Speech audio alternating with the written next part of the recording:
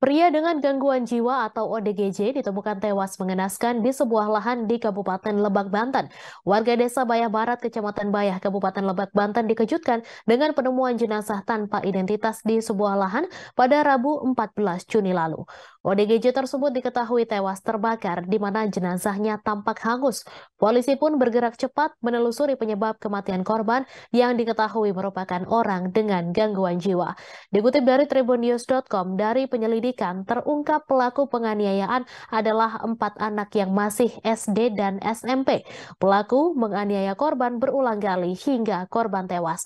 Motif pembunuhan didasari oleh rasa kesal dan dendam karena korban sering mengganggu para pelaku. Semua berawal dari rasa dendam seorang siswa di Banten kepada ODGJ itu. Siswa tersebut lalu mengajak beberapa temannya untuk menyiksa si ODGJ hingga tewas. Mereka bahkan secara sadis membakar tubuh korban.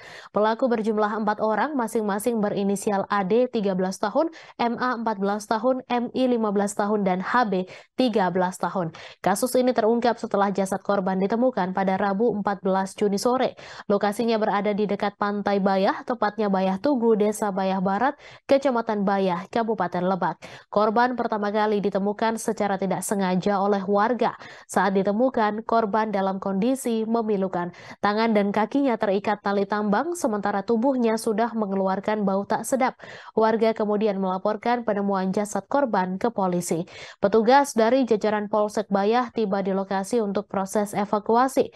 Belakangan diketahui korban merupakan seorang ODGJ yang kerap berkeliaran di sekitar TKP. Kapolsek Bayah Ibtu Samsurianto mengatakan berdasarkan hasil pendalaman, korban tewas lantaran dibunuh. Pelakunya berjumlah 4 orang berhasil diamankan petugas.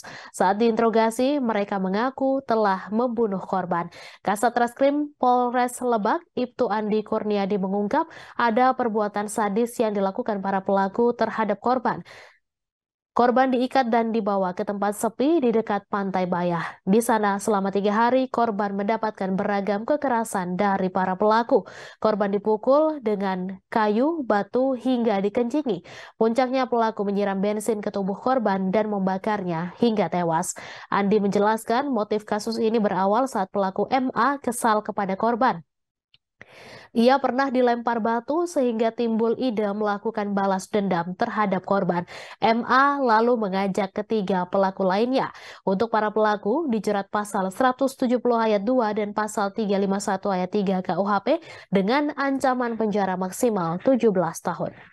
Terima kasih sudah nonton. Jangan lupa like, subscribe, dan share ya.